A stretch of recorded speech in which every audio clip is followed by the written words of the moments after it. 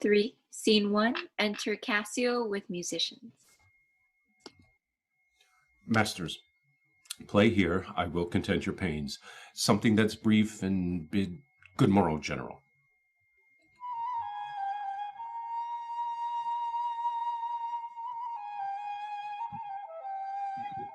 Why, masters, have your instruments been in Naples, that they speak of the nose thus? Oh, sir, how? Are these, I pray you, wind instruments? Aye, marry, are they, sir? Oh, thereby hangs a tale. Whereby hangs a tale, sir? Marry, sir, by many a wind instrument that I know. But, masters, here's money for you, and the general so likes your music that he desires you, for love's sake, to make no more noise with it. Well, sir, we will not. If you have any music that may not be heard, do it again. But as they say, to hear music the general does not greatly care. We have none such, sir. Then put up your pipes in your bag, furl away. Go, vanish into air. Away. Dost thou hear, mine honest friend? No, I hear not your honest friend. I hear you. Prithee, keep up thy quillets. There's a poor piece of gold for thee. If the gentlewoman that attends the general's wife be stirring, tell her there's one Cassio entreats her a little favor of speech. Wilt thou do this? She is stirring, sir. If she will stir hither, I shall seem to notify unto her. Do, good my friend. In happy time, Iago. You have not been abed, then? Why, no. The day had broke before we parted. I have made bold, Iago, to send in to your wife. My suit to her is that she will to the virtuous Desdemona procure me some excess. I'll send her to you presently, and I'll devise a mean to draw the Moor out of the way, that your converse and business may be more free. I humbly thank you for it. I never knew a Florentine more kind and honest.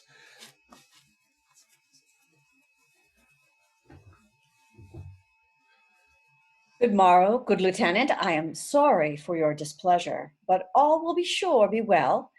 The general and his wife are talking of it, and she speaks of you stoutly. The Moor replies that he you hurt is of great fame in Cyprus and great affinity, and that in wholesome wisdom he might not but refuse you. But he protests he loves you, and needs no other suitor but his likings to take the safest occasion by the front to bring you in again. Yet I beseech you, if you think fit, or that it may be done, give me advantage of some brief discourse with Desdemona alone. Pray you, come in. I will bestow you where you shall have time to speak your bosom freely. I am much bound to you. Act 3, Scene 2. Enter Othello, Iago, and gentlemen. These letters give, Iago, to the pilot, and by him do my duties to the Senate. That done, I will be walking on the works. Repair there to me. Well, my good lord, I'll do it. This fortification, gentlemen, shall we see it? We wait upon your lordship. Act 3, Scene 3. Enter Desdemona, Cassio, and Emilia. Be thou assured, good Cassio, I will do all my abilities on thy behalf. Good madam, do. I warrant it grieves my husband, as if the cause were his. Oh, that's an honest fellow. Do not doubt, Cassio, but I will have my lord and you again as friendly as you were. Bounteous madam, whatever shall become of Michael Cassio, he's never anything but your true servant. I know it, I thank you. You do love my lord. You have known him long, and be you well assured he shall in strangeness stand no farther off than in a politic distance. Aye, but lady, that policy might either last so long, or feed upon such nice and waterish diet, or breed itself so out of circumstance that I, being absent and my place supplied, My general will forget my love and service. Do not doubt that. Before Emilia here, I give thee warrant of thy place. Assure thee, if I do vow a friendship, I'll perform it to the last article. My lord shall never rest. I'll watch him tame and talk him out of patience. His bed shall seem a school, his board a shrift. I'll intermingle everything he does with Cassio's suit. Therefore be merry, Cassio, for thy solicitor shall rather die than give up thy cause. Madam, here comes my lord. Madam, I'll take my leave. Why, stay and hear me speak. Madam, not now. I'm very ill at ease and unfit for mine own purposes. Well, do your discretion. Ah, I like not that. What dost thou say? Nothing, my lord, or if I know not what. Was not that Cassio parted from my wife? Cassio, my lord? No, sure, I cannot think it, that he would steal away so guilty like, seeing your coming. I do believe 'twas he. How now, my lord? I have been talking with a suitor here, a man that languishes in your displeasure. Who is't you mean? Why, your Lieutenant Cassio. Good, my lord, if I have any grace or power to move you, his present reconciliation take. For if he be not one that truly loves you, that errs in ignorance and not in cunning, I have no judgment in an honest face. I pray thee, call him back. Went he hence thou? Yes, faith, so humbled that he hath left part of his grief with me to suffer with him. Good love, call him back. Not now, sweet Desdemona. Some other time. But shall it be shortly? The sooner, sweet, for you. Shall it be tonight at supper? No, not tonight. Tomorrow dinner, then. I shall not dine at home. I meet the captains at the Citadel. Why then tomorrow night, or Tuesday morn, or Tuesday noon, or night on Wednesday morn? I pray thee, name the time, but let it not exceed 3 days. In faith, he's penitent. And yet his trespass and our common reason, save that they say the wars must make example out of her best, is not almost a fault to incur a private check. When shall he come? Tell me, Othello. I wonder in my soul what you would ask me that I should deny or stand so mammering on.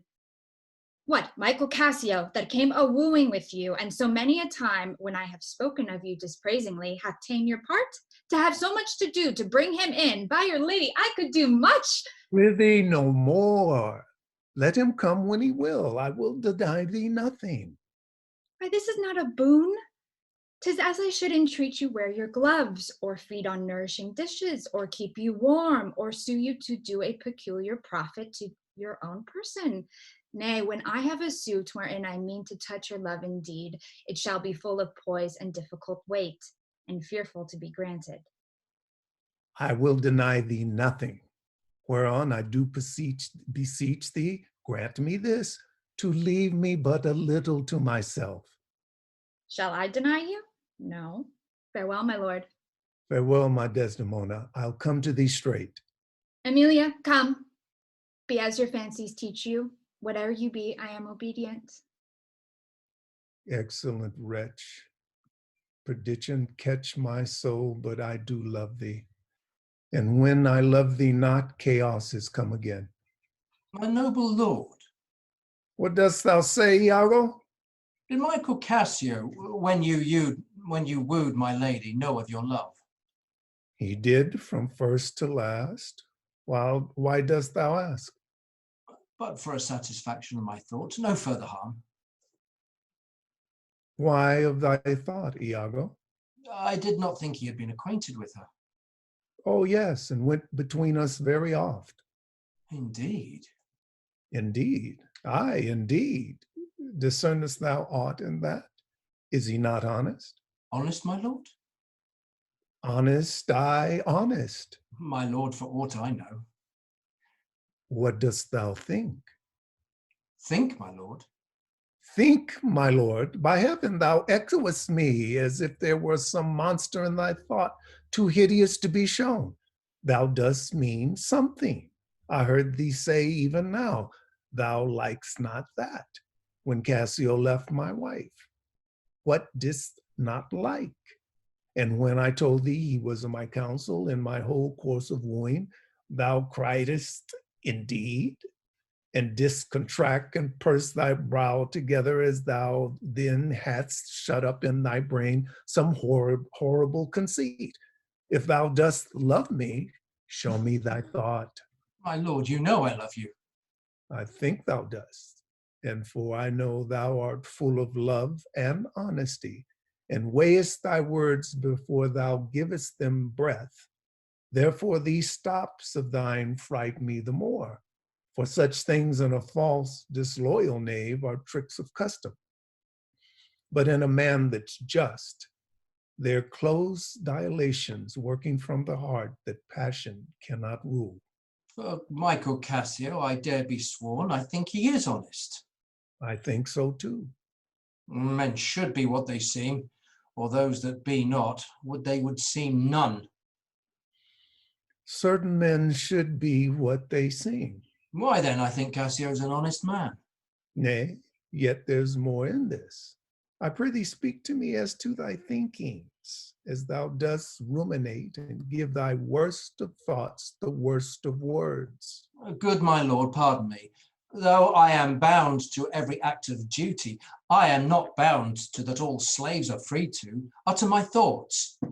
Why, say they are vile and false, as where's that palace whereinto foul things sometimes intrude not?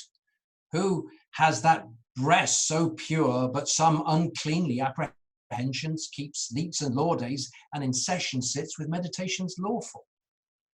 Thou dost conspire against thy friend Iago, if thou but thinks him wronged and makest his ear a stranger to thy thoughts. I do beseech you, though I perchance am vicious in my guess, as I confess it is my nature's plague to spy into abuses, and oft my jealousy shapes faults that are not, that your wisdom from one that so imperfectly conceits would take no notice, nor build yourself a trouble out of his scattering and unsure observance.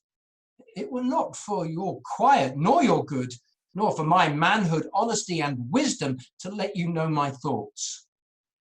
What dost thou mean? Good name in man and woman, my dear lord, is the immediate duel of our souls. Who steals my purse steals trash. 'Tis something, nothing. 'Twas mine, 'tis his, and has been slave to thousand. But he that filches from me my good name robs me of that which not enriches him, and makes me poor indeed. By heaven, I'll know thy thoughts. You cannot if my heart were in your hand, nor shall not whilst 'tis in my custody. Ha! Oh, beware, my lord, of jealousy. It is the green-eyed monster which doth mock the meat it feeds on. That cuckold lives in bliss, who, certain of his fate, loves not his wronger. But oh, what damned minutes tells he o'er, who dotes yet doubts, suspects yet strongly loves? Oh, misery. Poor and content is rich, and rich enough, but riches fineless is as poor as winter to him that ever fears he shall be poor. Good God, the souls of all my tribe defend from jealousy. Why? Why is this? Think'st thou I'd make a life of jealousy, to follow still the changes of the moon with fresh suspicions? No. To be once in doubt is once to be resolved. Exchange me for a goat when I shall turn the business of my soul to such exsufflicate and blown surmises, matching thy inference. 'Tis not to make me jealous to say my wife is fair, feeds well, loves company, is free of speech, sings, plays, and dances well. Where virtue is, these are more virtuous. Nor from mine own weak merits will I draw the smallest fear or doubt of her revolt, for she had eyes and chose me. No, Iago, I'll see before I doubt. When I doubt, prove. And on the proof, there is no more but this: away at once with love or jealousy. I am glad of this. For now, I shall have reason to show the love and duty that I bear you with franker spirit. Therefore, as I am bound, receive it from me. I speak not yet of proof. Look to your wife. Observe her well with Cassio. Wear your eyes thus, not jealous nor secure. I would not have your free and noble nature out of self-bounty be abused. Look to it. I know our country disposition well. In Venice, they do let God see the pranks they dare not show their husbands. Their best conscience is not to leave undone, but to keep unknown. Dost thou say so?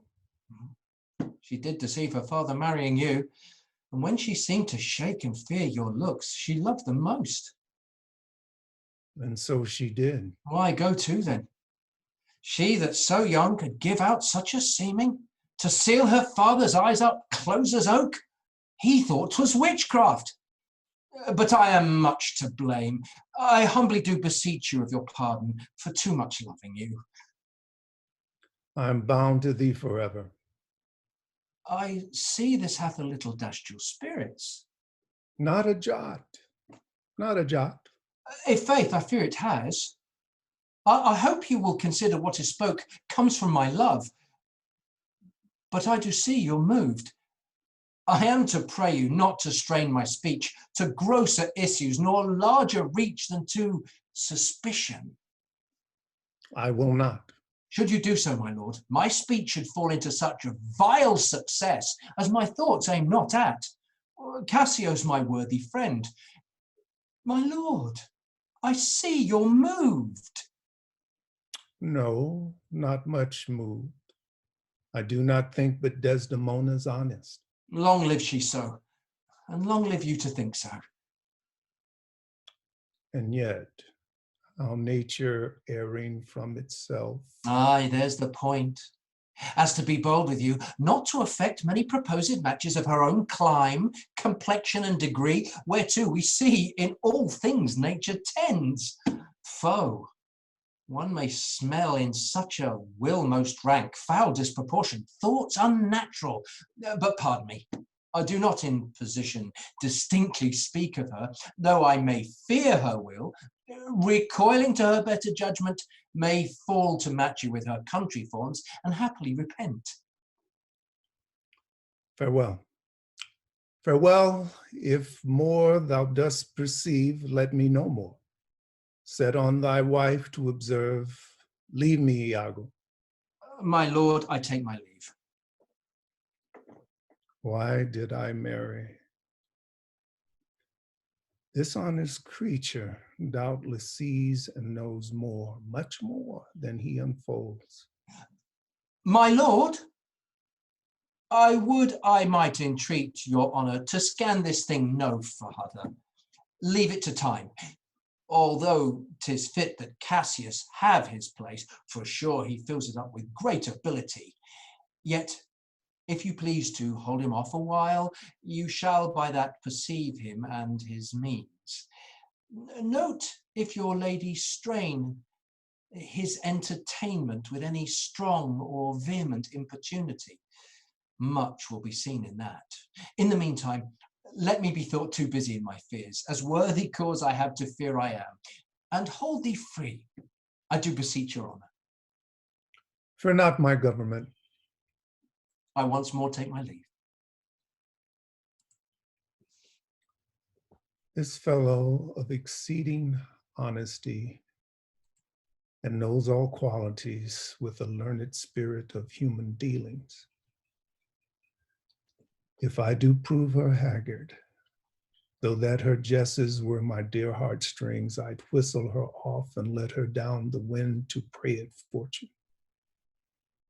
Haply, for I am black and have not those soft parts of conversations that chamberers have, or for I am declined into the vale of years, yet that not much. She's gone. I am abused, and my relief must be to loathe her. Oh, curse of marriage, that we can call these delicate creatures ours and not their appetites. I'd rather be a toad and live upon the vapor of a dungeon than keep a corner in the thing I love for others' uses. Yet 'tis the plague of great ones. Prerogative are they less than the base. 'Tis destiny unshunnable like death. Even then, this forked plague is fated to us when we do quicken. Look where she comes. If she be false, heaven mocks itself. I'll not believe 't. Oh, now, my dear Othello, your dinner and the generous islanders by you invited do attend your presence. I am to blame. Why do you speak so faintly? Are you not well? I have a pain right here upon my forehead. Faith, that's with watching. 'Twill away again. Let me but bind it hard. Within this hour 'twill be well. Your napkin is too little. Let it alone. Come, I'll go in with you. I'm very sorry that you are not well. I am glad I found this napkin. This was her first remembrance from the moor. My wayward husband hath 100 times wooed me to steal it, but she so loves the token, for he conjured her she should ever keep it, that she reserves it evermore about her to kiss and to talk to. I'll have the work ta'en out and give it to Iago. What he will do with it, heaven knows, not I. I nothing but to please his fantasy. How now? What do you here alone? Do not you chide, I have a thing for you. Oh, a thing for me. Is it a common thing Ah, to have a foolish wife? oh, is that all? What will you give me now for that same handkerchief? What handkerchief? What handkerchief? What, that the Moor first gave to Desdemona, that which so often you did bid me steal? I stole it from her. No, faith, she let it drop by negligence, and to the advantage I, being here, took it up. Look, here it is. Good wench, give it to me. What will you do with it, that you have been so earnest to have me filch it? Why, what is that to you? If it be not for some purpose of import, give it me again. Poor lady, she'll run mad when she shall lack of it. Be not known on't. I have use for it. Go, leave me.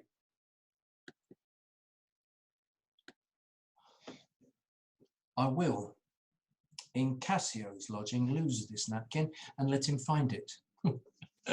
Trifles light as air are to the jealous confirmation strong as proofs of holy writ. This may do something. The Moor already changes with my poison. Dangerous conceits are in their natures poisons, which at the first are scarce found to distaste, but with a little act upon the blood, burn like the mines of sulphur. I did say so. Look where he comes. Not poppy, nor mandragora, nor all the drowsy syrups of the world shall ever medicine thee to that sweet sleep which thou owedst yesterday. False to me? Why, how now, General? No more of that. Avaunt, be gone. Thou hast set me on the rack. I swear 'tis better to be much abused than but to note a little. How now, my lord? What sense had I of her stolen hours of lust? I sought not, thought it not, it harmed not me. I slept the next night well, fed well, was free and merry. I found not Cassio's kisses on her lips. He that is robbed not wanting what is stolen, let him not know it, and he's not robbed at all. I am sorry to hear this. I had been happy if the general camp, pioneers and all, had tasted her sweet body. Had I not known none. so I had nothing known. Oh, now forever, farewell and tranquil mind. Farewell, content. Farewell, the plummet troops and the big wars that marks ambition, virtue. Oh, farewell. Farewell, the neighing steeds and the shrill trump, the spirit-stirring drum, the ear-piercing fife, the royal banner in all quality, pride, pomp, and circumstance of glorious war. And oh, you mortal engines whose rude throats the immortal Jove's dread clamors counterfeit. Farewell, Othello's occupation's gone. Is it possible, my lord? Villain, be sure thou prove my love a whore. Be sure of it. Give me the ocular proof, or by the worth. Got to start over. Villain, be sure you prove my love a whore. Be sure of it. Give me the ocular proof, or by the worth of mine eternal soul, thou hadst better been born a dog than answer my waked wrath. It's come to this? Make me to seek't, or at the least so prove it that the probation bear no hinge or nor loop to hang a doubt on, or woe upon thy life. My noble lord. If thou dost slander her and torture me, never pray more. Abandon all remorse. On horror's head, horrors accumulate. Do deeds to make heaven weep, all earth amaze, for nothing canst thou to damnation add greater than that. Oh, grace. Oh, heaven forgive me. Are you a man? Have you a soul or sense? God be with you. Take mine office. Oh, wretched fool, that lived to make thine honesty a vice. Oh, monstrous world, take note, take note. Oh, world, to be direct and honest is not safe. I thank you for this profit, and from hence I'll love no friend, sith love breeds such offence. Nay, stay. Thou shouldest be honest. I should be wise, for honesty's a fool and loses that it works for. By the world, I think my wife be honest, and think she is not. I think thou art just, and think thou art not. I'll have some proof. Her name, that was as fresh as Dian's visage, is now begrimed and black as mine own face. If there be cords or knives, poisons or fire or suffocating streams, I'll not endure it. Would I were satisfied. I see you are eaten up with passion. I do repent me that I put it on you. You would be satisfied. Would? Nay, and I will. And may, but how? How satisfied, my lord? Would you, the supervisor, grossly gape on, behold her topped? Death and damnation, no. It were a tedious difficulty, I think, to bring them to that prospect. Damn them then, if ever mortal eyes do see them bolster more than their own. What then? How then? What shall I say? Where's satisfaction? Is it possible you should see this? Were they as prime as goats, as hot as monkeys, as salt as wolves in pride, and fools as gross as ignorance made drunk? But yet, I say, if imputation and strong circumstances which lead directly to the door of truth will give you satisfaction, you might have to. Give me a living reason she's disloyal. I do not like the office, but sith I am entered into this cause so far, pricked to it by foolish love and honesty, I will go on. I lay with Cassio lately, and being troubled with a raging tooth, I could not sleep. There are a kind of men so loose of soul that in their sleeps will mutter their affairs. One of this kind is Cassio. In sleep I heard him say, Sweet Desdemona, let us be wary, let us hide our loves.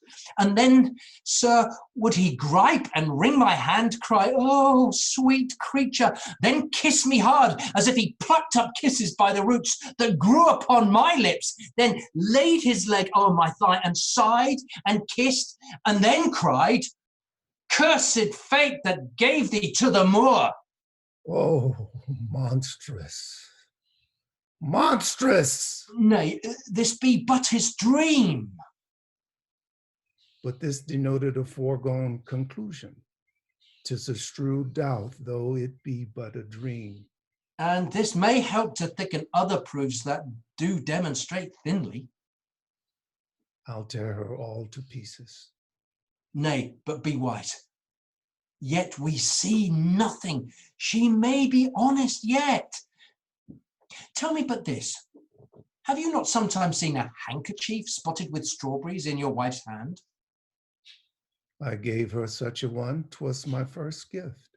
I know not that, but such a handkerchief, I'm sure it was your wife's, did I today see Cassio wipe his beard with.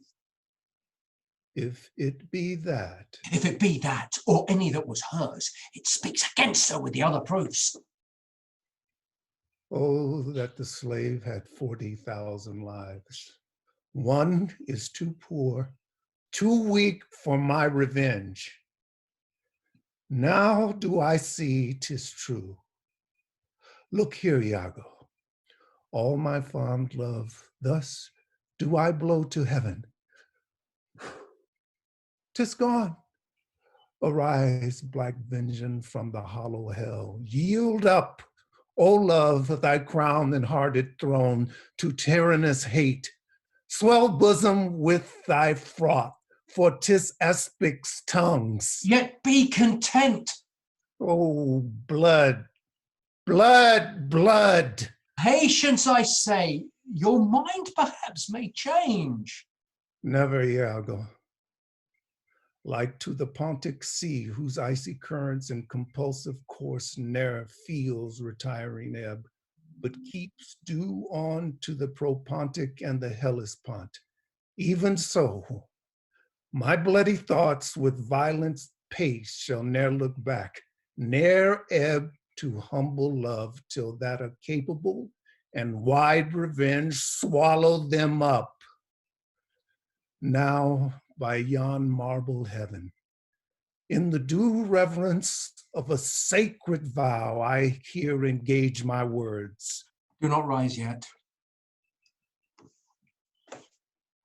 Witness, you ever-burning lights above, you elements that clip us round about, witness that here Iago doth give up the execution of his wits, hands, heart to wronged Othello's service.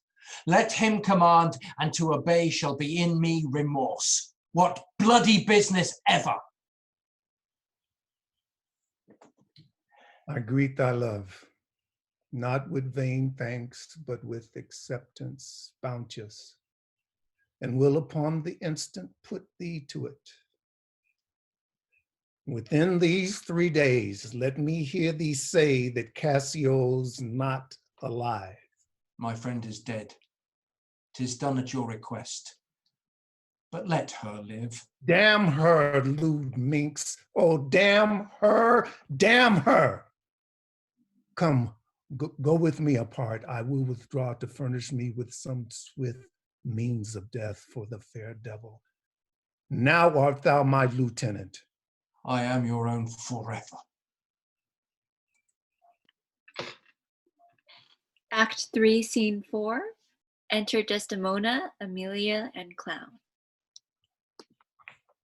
Do you know, Sirrah, where Lieutenant Cassio lies? I dare not say he lies anywhere. Why, Van?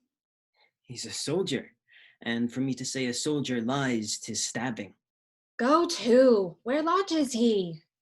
To tell you where he lodges is to tell you where I lie. Can anything be made of this? I know not where he lodges, and for me to devise a lodging and say he lies here, or he lies there, were to lie in mine own throat. Can you inquire him out and be edified by report? I will catechize the world for him. That is, make questions and by them answer. Seek him, bid him come hither. Tell him I have moved my lord on his behalf and hope all will be well. To do this is within the compass of man's wit, and therefore I will attempt the doing it. Where should I lose that handkerchief, Amelia? I know not, madam. Believe me, I had rather have lost my purse full of crusados.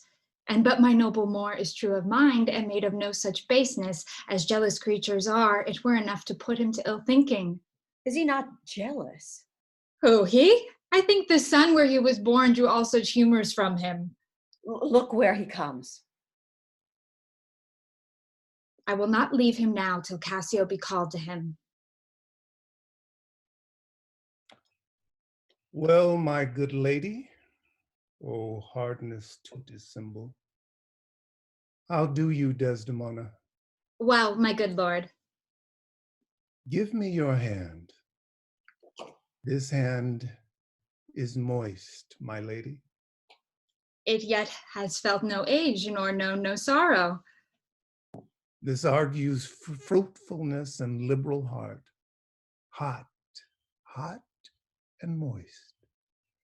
This hand of yours requires a sequester from liberty, fasting, and prayer. Much castigation, exercise devout. For here's a young and sweating devil here that commonly rebels. 'Tis a good hand, a frank one. You may indeed say so, for 'twas that hand that gave away my heart. A liberal hand. The hearts of old gave hands, but our new heraldry is hands, not hearts. I cannot speak of this. Come now, your promise. What promise, Chuck? I have sent to bid Cassio come speak with you. I have a salt and sorry room offends me. Lend me thy handkerchief. Here, my lord. That which I gave you. I have it not about me. Not? No, faith, my lord. That's a fault. That handkerchief did an Egyptian to my mother give. She was a charmer and could almost read the thoughts of people. She told her while she kept it. 'Twould make her amiable and subdue my father entirely to her love. But if she lost it or made a gift of it, my father's eyes should hold her loathed, and his spirits should hunt after new fancies. She dying gave it me, and bid me when my fate would have me wife to give it her. I did so, and take heed on't, make it a darling like your precious eye. To lose it or give't way were such perdition as nothing else could match. Is it possible? 'Tis true. There's magic in the web of it. A Sibyl had numbered in the world the sun to course 200 compasses. In her prophetic fury sowed the work. The worms were hallowed that did breed the silk, and it was dyed in mummy, which the skillful conserved of maidens' hearts. My faith, it's true. Most veritable. Therefore, look to it well. Then would to God I had never seen it. Ha! Wherefore? Why do you speak so startlingly and rash? Is't lost? Is't gone? Speak. Is't out all the way? Heaven bless us! Say you. It is not lost, but what and if it were? How? I say it is not lost. Fetched? Let me see't. Why so I can, but I will not now. This is a trick to put me from my suit. Pray you, let Cassio be received again. Fetch me the handkerchief. My mind misgives.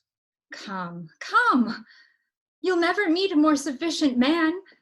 The handkerchief.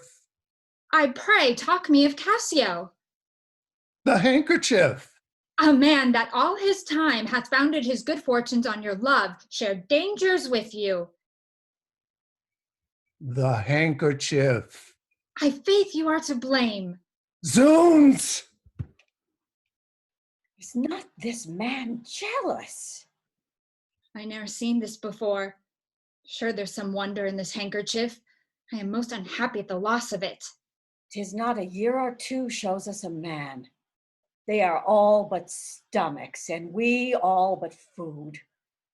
They eat us hungrily, and when they are full, they belch us. There's no other way. 'Tis she must do it. Unload her happiness. Go and importune her. How now, good Cassio? What's the news with you? Madam, my former suit, I do beseech you that by your virtuous means I may again exist and be a member of his love, whom I with all the office of my heart entirely honor. I would not be delayed. If my offense be of such mortal kind that nor my service past nor present sorrows nor purposed merit in futurity can ransom me into his love again, but to know so must be my benefit. So shall I clothe me in a forced content, and shut myself up in some other course to fortune's alms. Alas, thrice gentle Cassio, my advocation is not now in tune. My lord is not my lord, nor should I know him were he in favor as in humor altered. So help me in every spirit sanctified, as I have spoken for you all my best, and stood within the blank of his displeasure for my free speech. You must awhile be patient. What I can do, I will, and more I will than for myself I dare. Let that suffice you. Is my lord angry? He went hence but now, and certainly in strange unquietness. Can he be angry? I have seen the cannon when it hath blown his ranks into the air, and, like the devil from his very arm, puffed his own brother. And is he angry? Oh, something of moment then. I will go meet him. There's matter in't indeed if he be angry. I pray thee do so. Something sure of state, either from Venice or some unhatched practice made demonstrable here in Cyprus to him, hath puddled his clear spirit, and in such cases men's natures wrangle with inferior things, though great ones are their object. 'Tis e'en so, for let our finger ache, and it endues our other healthful members into a sense of pain. Nay, we must not think men are not gods, nor look of them for such observancy as fits the bridal. Pursue me much, Amelia. I was, unhandsome warrior as I am, arraigning his unkindness with my soul. But now I find I had suborned the witness, and he's indicted falsely. Pray heaven it be state matters as you think, and no conception, nor no jealous toy concerning you. Alas the day, I never gave him cause. But jealous souls will not be answered so. They are not ever jealous for the cause, but jealous for their jealous. It is a monster begot upon itself, born on itself. Heaven keep that monster from Othello's mind. Lady, amen. I will go seek him. Cassio, walk hereabout. If I do find him, I'll move your suit and seek to effect it to my uttermost. I humbly thank your ladyship.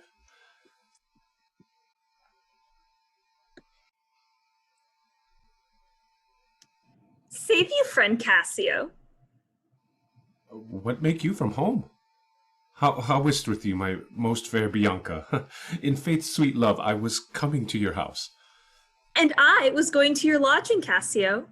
What, kept a week away? 7 days and nights, 8 hours, and lovers' absent hours, more tedious than the dial 8 score times. Oh, weary reckoning. Pardon me, Bianca. I have this while with leaden thoughts been pressed, but I shall in more continuate time strike off the score of absence. Oh, sweet Bianca, take me this work out.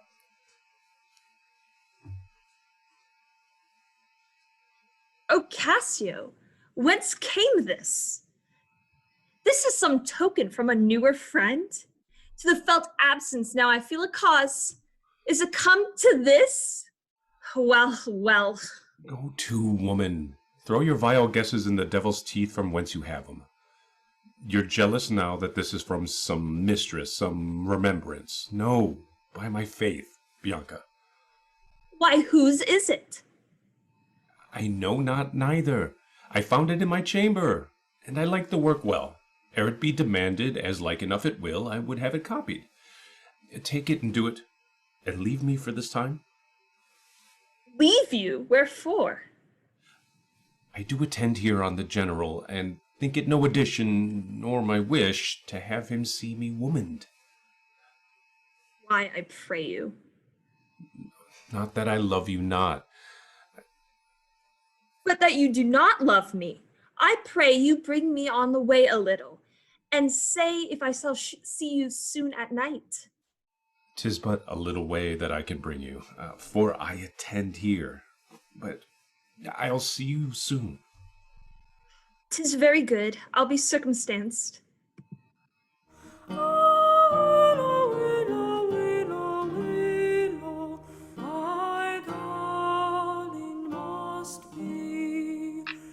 Act 4, Scene 1, enter Othello and Iago. Well, you think so? Think so, Iago? What, to kiss in private? An unauthorized kiss? Or to be naked with her friend in bed an hour or more, not meaning any harm? Naked in bed, Iago, and not mean harm? It is hypocrisy against the devil. They that mean virtuously and yet do so, the devil their virtue tempts, and they tempt heaven. If they do nothing, 'tis a venial slip. But if I give my wife a handkerchief, What then? why then 'tis hers, my lord, and being hers, she may, I think, bestow it on any man. She is protectress of her honor too. May she give that? Her honor is an essence that's not seen. They have it very oft that have it not. But for the handkerchief, By heaven, I would most gladly have forgot it. Thou saidest, oh, it comes o'er my memory as doth the raven o'er the infectious house, boding to all, he had my handkerchief. aye, what of that? That's not so good now. What? If I said I had seen him do you wrong, or heard him say, as knaves be such abroad who having by their own importunate suit a voluntary dotage of some mistress convinced or supplied them, cannot choose but they must blab. Hath he said anything? He hath, my lord, but be well assured, no more than he'll unswear. What had he said? Faith, that he did. I know not what he did. What? What? Lie. With her. With her, on her, what you will. Lie with her. Lie on her. We say lie on her when they belie her, lie with her. Zooms. That's fulsome. Handkerchief confessions. Handkerchief to confess that he be hanged for his labor, first to be hanged, then to confess. I tremble at it. Nature would not invest herself in such shadowing passion with some instruction in it. It's not words that shakes me thus. Noses, ears, and lips is possible. Confess, oh handkerchief, oh devil, oh. Work on, my medicine, work. Thus credulous fools are caught, and many worthy and chaste dames, even thus all guiltless, meet reproach. What ho, my lord, I say, Othello! How now, Cassio? What's the matter? My lord has fallen into an epilepsy. This is his second fit. He had one yesterday. Rub him about the temples. No, forbear. The lethargy must have his quiet cause. If not, he foams at the mouth and by breaks out to savage madness. Oh, look, he stares. Do you withdraw yourself a little while. He will recover straight. When he is gone, I would on great occasion speak with you.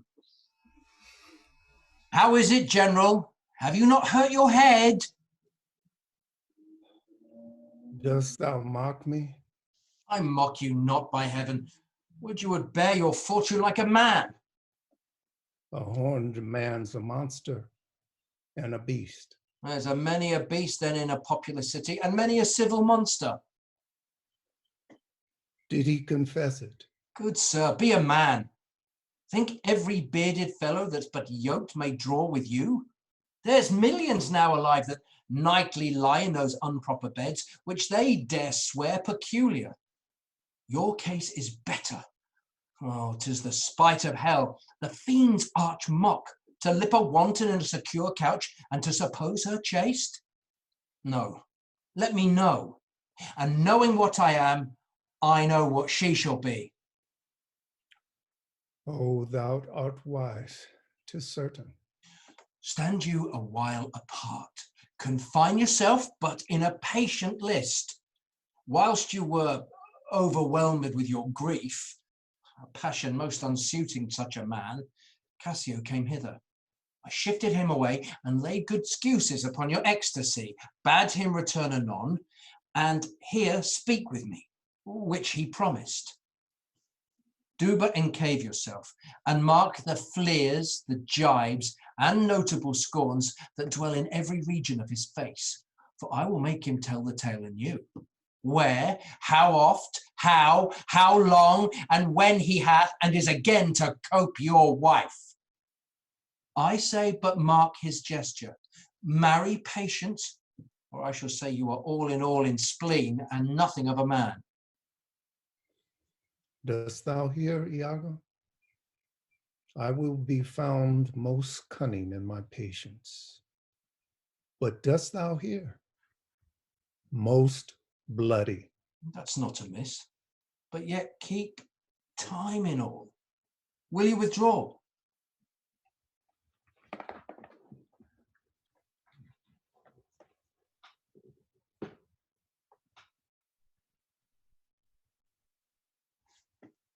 Now will I question Cassio of Bianca, a hussif that by selling her desires buys herself bread and clothes. It is a creature that dotes on Cassio, as 'tis the strumpet's plague to beguile many and be beguiled by one. He, when he hears of her, cannot restrain from the excess of laughter. And here he comes. As he shall smile, Othello shall go mad, and his unbookish jealousy must construe poor Cassio's smiles, gestures, and like behaviours quite in the wrong. How do you, Lieutenant? The worse of that you give me the addition whose want even kills me. Ply Desdemona well, and you are sure on't. Now, if this suit lay in Bianca's power, how quickly should you speed? Alas, poor caitiff. Look how he laughs already. I never knew woman love a man so. Oh, God, alas, poor rogue. I think in faith she loves me. Now he denies it faintly and laughs it out. Do you hear, Cassio? Now he importunes him to tell it o'er. Go to, well said, well said. She gives it out that you shall marry her. Do you intend it? Do you triumph, Roman? Do you triumph? I marry her? What a customer! Oh, prithee bear some charity to my wit. Do not think it so unwholesome. Oh. So they laugh that wins. Faith, the cry goes that you marry her. Oh, prithee say true. I am a very villain else. Have you scored me? Well. This is the monkey's own given out. She is persuaded I will marry her out of her own love and flattery, not out of my promise. Iago beckons me. Now he begins the story. And she was here even now. She haunts me in every place. I was the other day talking on the sea bank with certain Venetians, and thither comes the bauble, and by this hand she falls thus about my neck. Cry no, dear Cassio, as it were his gesture imports it. And she hangs and lolls, and oh, and she weeps upon me, and shakes and pulls me. Now he tells us she plucked him to my chamber. Oh, I see that nose of yours, but not the dog I shall throw it to. Well, I must leave her company. Before me, look where she comes. 'Tis such another fit you. Marry a perfumed one. What do you mean by this haunting of me? The devil and his dam haunt you. What did you mean by that same handkerchief you gave me even now? I was a fine fool to take it. I must take out the work, a likely piece of work, that you should find it in your chamber and know not who left it there. This is some minx token, and I must take out the work. There, give it to your hobby horse, you had it. I'll take out on work on it. How now, my sweet Bianca? How now? By heaven, that should be my handkerchief. If you'll come to supper tonight, you may. If you will not, come when you are next prepared for. After her, after her. Faith, I must. She'll rail in the streets else. Will you sup there?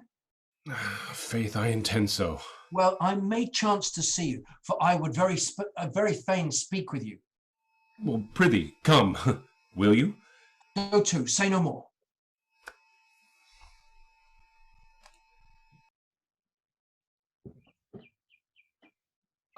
How shall I murder him, Iago? Did you perceive how he laughed at his vice? Oh, Iago. And did you see the handkerchief? Was that mine? Yours by this hand. And see how he prizes the foolish woman your wife. She gave it him, and he hath given it his whore. I would have him 9 years a killing. A fine woman, a fair woman, a sweet woman. Nay, you must forget that. Aye, let her rot and perish and be damned tonight, for she shall not live. No, my heart is turned to stone. Strike it, and it hurts my hand. Oh, the world hath not a sweeter creature.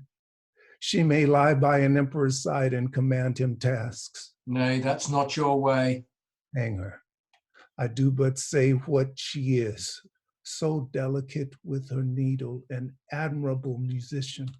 Oh, she will sing the savageness out of a bear, of so high and plenteous wit and invention. She's the worse for all this. Oh, 1,000 times, and then of so gentle a condition.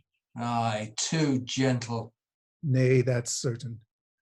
But yet the pity of it, Iago. Oh, Iago, the pity of it, Iago.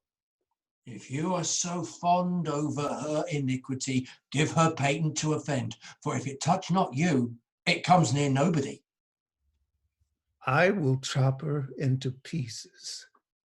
Cuckold me? Oh, 'tis foul in her. With mine officer? That's fouler. Get me some poison, Iago, this night. I'll not expostulate with her, lest her body and beauty unprovide my mind again. This night, Iago. Do it not with poison. Strangle her in her bed, even the bed she hath contaminated. Good, good. The justice of it pleases me. Very good. And for Cassio, let me be his undertaker. You shall hear more by midnight. Excellent good.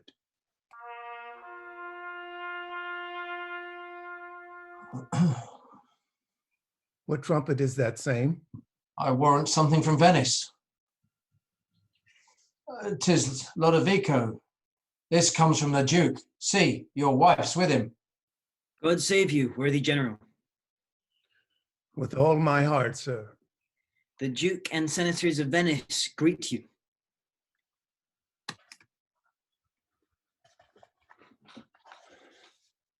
I kiss the instrument of their pleasures.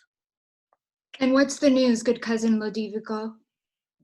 I am very, very glad to see you, Signor. Welcome to Cyprus. I thank you. How does Lieutenant Cassio? Lives, sir? There's fallen between him and my lord an unkind breach, but you shall make all well.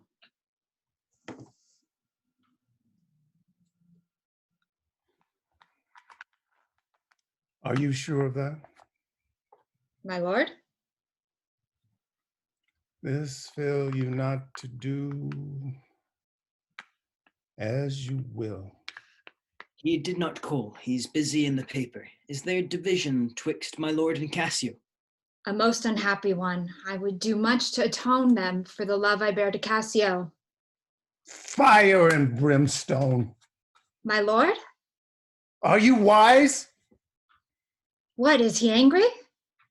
Maybe the letter moved him, for as I think they do command him home, deputing Cassio in his government.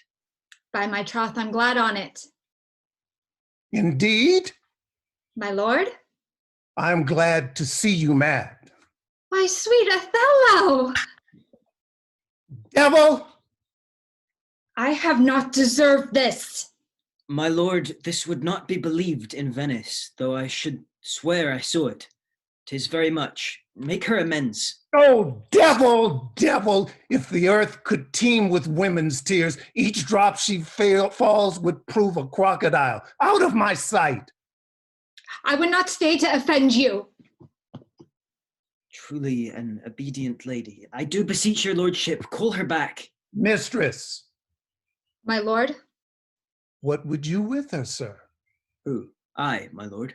Aye, you did wish that I would make her turn, sir. She can turn, and yet go on and turn again, and she can weep, sir. Weep. She is obedient, as you say, obedient, very obedient. Proceed you in your tears concerning this, sir. Oh, well-painted passion, I am commanded home. Get you away. I'll send for you anon. Sir, I obey the mandate and will return to Venice. Hence avant. Cassio shall have my place. And sir, tonight I do entreat that we may sup together. You are welcome, sir, to Cyprus, goats and monkeys. Is this the noble Moor, whom our full senate call all in all sufficient? Is this the nature whom passion could not shake, whose solid virtue the shot of accident nor dart of chance could neither gaze nor pierce? He is much changed. Are his wits safe? Is he not light of brain? He is that he is. I may not breathe my censure what he might be, if what he might he is not. I would to heaven he were. What? Strike his wife? Faith, that was not so well. Yet would I knew that stroke would prove the worst. Is it his use? Or did the letters work upon his blood and new create this fault? Alas, alas, it is not honesty in me to speak what I have seen and know. You shall observe him, and his own courses will denote him so that I may save my speech. Do but go after and mark how he continues. I am sorry that I am deceived in him. Act 4, Scene 2, enter Othello and Amelia. You have seen nothing then? Nor ever heard, nor ever did suspect. Yes, you have seen Cassio and she together? But then I saw no harm. And then I heard each syllable that breath made up between them. What did they never whisper? Never, my lord. Nor send you out o'er the way? Never. To fetch her fan, her gloves, her mask? Never, Never, my lord. That's strange. I durst, my lord, to wager she is honest. Lay down my soul at stake. If you think other, remove your thought. It doth abuse your bosom. If any wretch have put this in your head, let heaven requite it with the serpent's curse. For she be not honest. If she be not honest, chaste, and true, there's no man happy. The purest of wives is foul as slander. Bid her come hither. Go. She says enough, yet she's a simple bard that cannot say as much. This is a subtle whore, a closet lock and key of villainous secrets. And yet, she'll kneel and pray. I've seen her do it. My lord, what is your will? Pray you, child, come hither. What is your pleasure? Let me see your eyes. Look in my face. What horrible fancy's this? Some of your function, mistress, leave procreants alone and shut the door. Cough or cry, if anyone come. Your misery, your mystery, nay, dispatch. Upon my knees, what doth your speech import? I understand a fury in your words, but not the words. Why? What art thou? Your wife, my lord, your true and loyal wife. Come, swear it, damn thyself, lest being like one of heaven, the devils themselves should fear to seize thee. Therefore be double damned. Swear thou art honest. Heaven doth truly know it. Heaven truly knows that thou art false as hell. To whom, my lord? With whom? How am I false? Ah, Desdemona. Away, away, away! Alas, the heavy day, why do you weep? Am I the motive of these tears, my lord? If haply you, my father, do suspect an instrument of this your calling back, lay not your blame on me. If you have lost him, I have lost him too. Had it pleased heaven to try me with affliction, had they rained all kinds of sores and shames on my bare head, steeped me in poverty to the lips, given to captivity me and my utmost hopes, I should have found in some place of my soul a drop of patience. But alas, to make me a fixed figure for the time of scorn, to point his slow, unmoving finger at. Yet could I bear that too?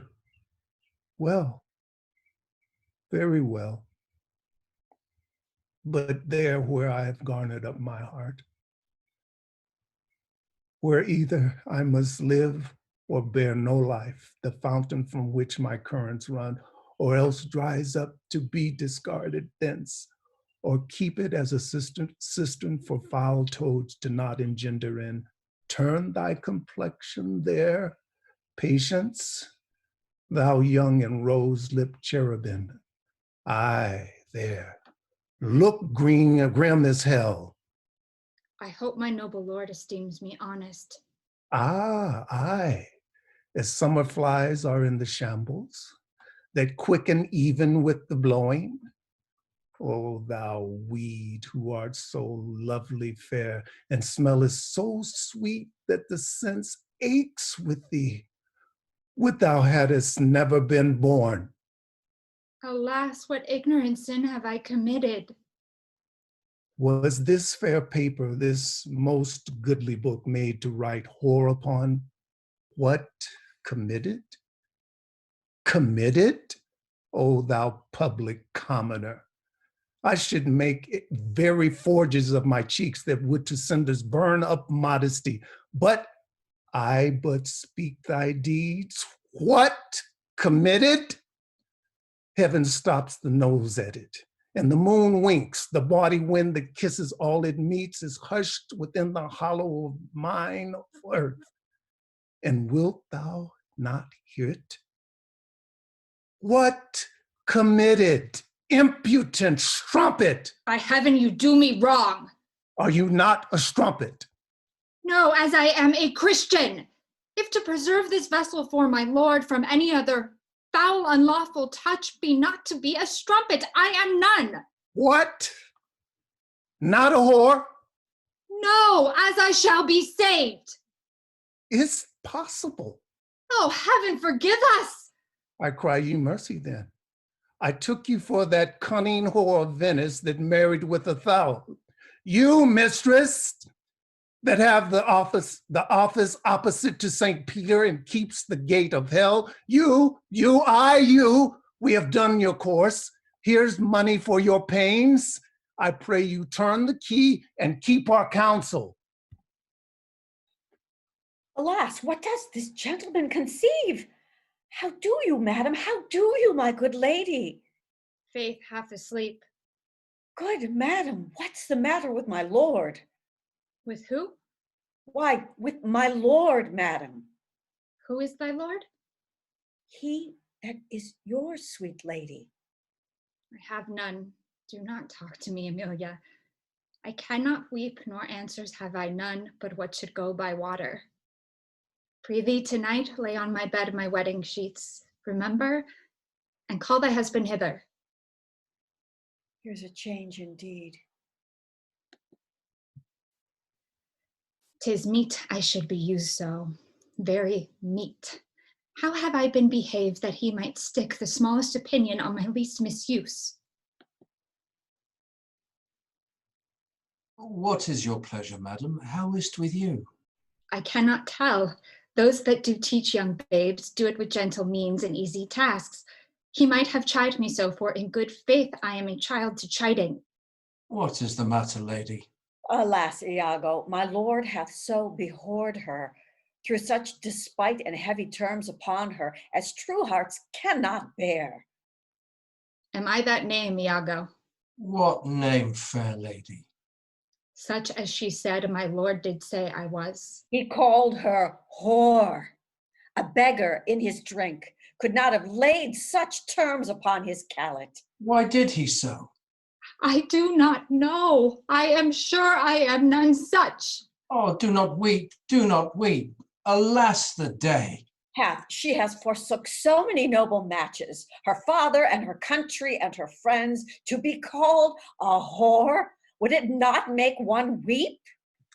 It is my wretched fortune. Bestrew him for it. How comes this trick upon him?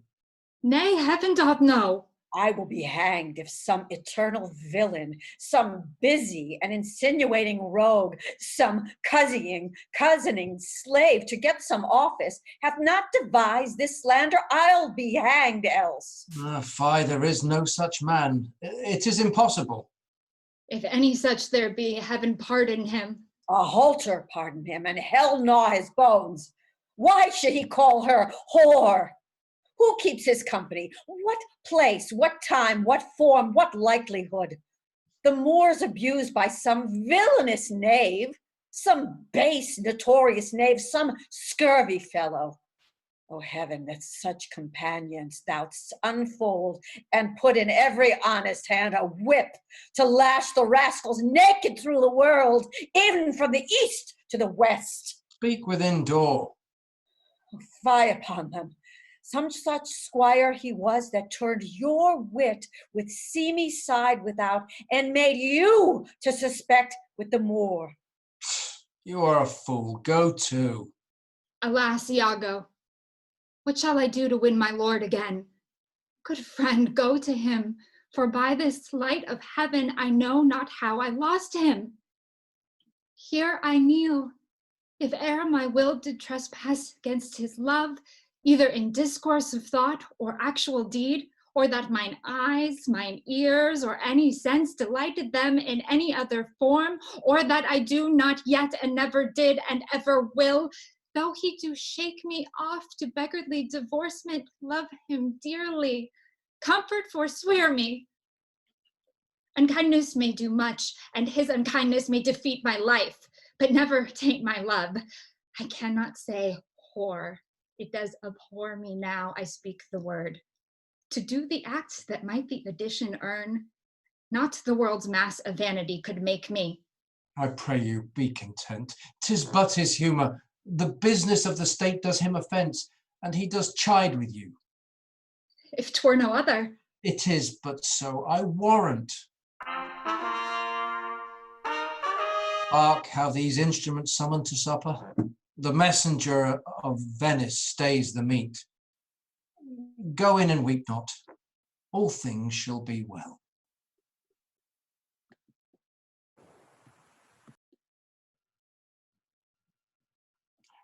How now, Roderigo? I do not find that thou dealst justly with me. What, in the contrary? Every day thou gaffst me with some device, Iago, and rather, as it seems to me now, keeps from me all conveniency, than suppliest me with the least advantage of hope.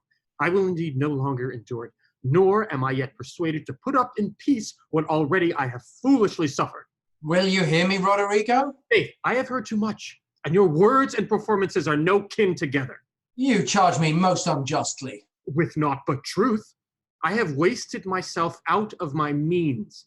The jewels you have had from me to deliver to Desdemona would half have corrupted a votaress. You have told me she hath received them, and returned me expectations and comforts of sudden respect and acquaintance, but I find none. Well, go to. Very well. Very well, go to. I cannot go to, man, nor 'tis not very well. By this hand I say 'tis very scurvy, and begin to find myself fopped in it. Very well. I tell you 'tis not very well. I will make myself known to Desdemona. If she will return me my jewels, I will give over my suit and repent my unlawful solicitation. If not, assure you yourself I will seek satisfaction of you. You have said now. Aye, and said nothing but what I protest intendment of doing. Why, now I see there's metal in thee, and even from this instant do build on thee a better opinion than ever before. Give me thy hand, Roderigo. Thou hast taken against me a most just exception, but yet I protest I have dealt most directly in thy affair. Oh, it hath not appeared. I grant indeed it hath not appeared, and your suspicion is not without wit and judgment.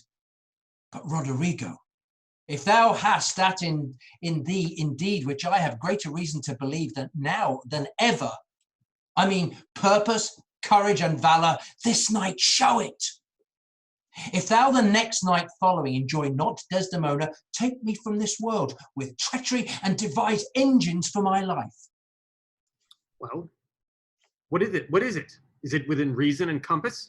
Sir, there is a special commission come from Venice to depute Cassio in Othello's place. Is that true? Why then Othello and Desdemona return again to Venice? Oh no, he goes into Mauritania and takes away with him the fair Desdemona, unless his abode be lingered here by some accident, wherein none can be so determinate as removing of Cassio. How do you mean removing him? Why, by making him incapable of Othello's place, knocking out his brains. And that you would have me to do? Aye. If you dare do yourself a profit and a right, he sups tonight with a harlotry, and thither will I go to him. He knows not yet of his honourable fortune. If you will watch his going thence, which I will fashion to fall out between 12 and 1, you may take him at your pleasure. I will be near to second your attempt, and he shall fall between us. Come, stand not amazed at it, but go along with me. I will show you such a necessity in his death that you shall think yourself bound to put it on him. It is now high supper time, and the night grows to waste. About it. I will hear further reason for this. And you shall be satisfied. Act 4, Scene 3. Enter Othello, Lodovico, Desdemona, Emilia, and attendants. I do beseech you, sir, trouble yourself no further. Oh, pardon me. 'Twill do me good to walk. Madam, good night. I humbly thank your ladyship. Your honor is most welcome. Will you walk, sir? Oh, Desdemona, My lord? get you to bed on the instant. I will be returned forthwith. Dismiss your attendant there. Look to it be done. I will, my lord.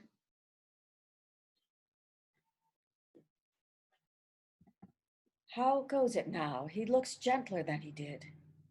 He says he will return incontinent, and hath commanded me to go to bed, and bade me to dismiss you.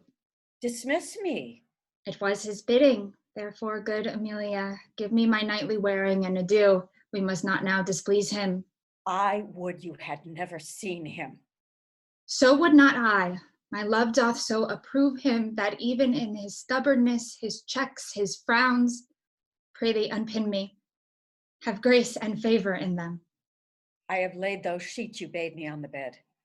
All's one. Good faith, how foolish are our minds. If I do die before thee, pray thee, shroud me in one of those same sheets.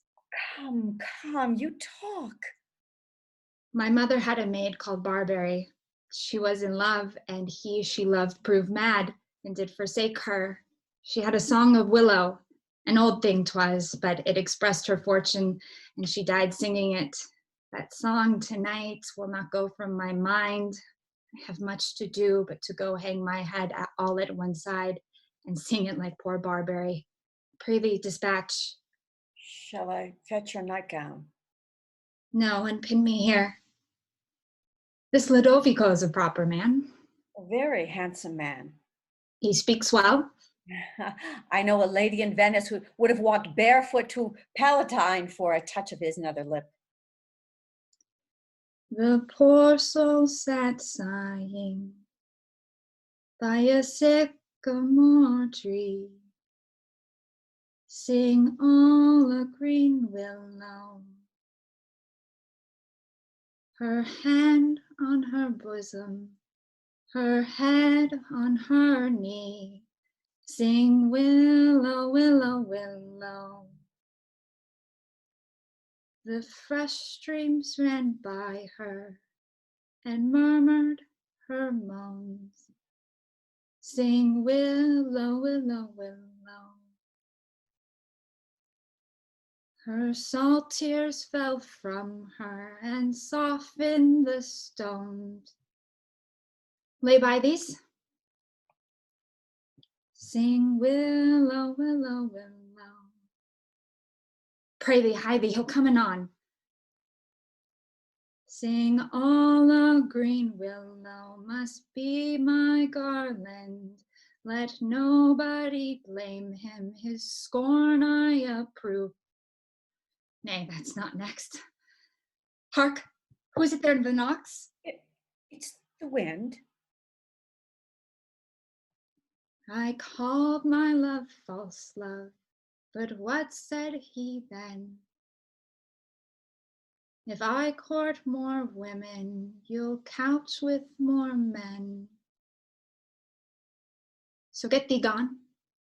Good night. Mine eyes do itch. Doth that bode weeping? 'Tis neither here nor there. I have heard it said so. Oh, these men, these men! Dost thou in conscience think, tell me, Amelia, that there be women do abuse their husbands in such gross kind? There be some such, no question. Wouldst thou do such a deed for all the world? Why, would not you? No, by this heavenly light. Neither I by this heavenly light. I might do it by the dark. Wouldst thou do such a deed for all the world? The world's a huge thing. It is a great price for a small vice. In troth, I think thou wouldst not. In troth, I think I should, and undo it when I had done it. Mary, I would not do such a thing for a joint, ring, or measures of lawn, nor of gowns, petticoats, nor caps, nor any petty exhibition, but for the whole world. It's pity. Who would not make her husband a cuckold to make him a monarch? I should venture purgatory for it. Beshrew me if I would do such a wrong for the whole world. Why, the wrong is but a wrong in the world, and having the world for your labor, 'tis a wrong in your own world, and you might quickly make it right. I do not think there is any such woman. Yea, a dozen, and as many to the advantage as would store the world they played for. But I do think it is their husbands' faults if wives do fail. Say they slack their duties and pour our treasures into foreign laps, or break out in peevish jealousies, throwing restraint upon us, or say they strike us, or scant our former having in despite. Why, we have galls, and though we have some grace, yet have we some revenge. Let husbands know their wives have sense like them. They see and smell, and they have plates both for sweet and sour, as husbands have. What is it they do when they change us for others? Is it sport? I think it is. Doth affection breed it? I think it doth. Is it frailty that thus errs? It is so too. And have we not affections, desires for sports, and frailties as men have? Then let them use us well, else let them know the ills we do, their ills instruct us so. Good night. Good night. God me such uses send, not to pick bad from bad, but by bad mend.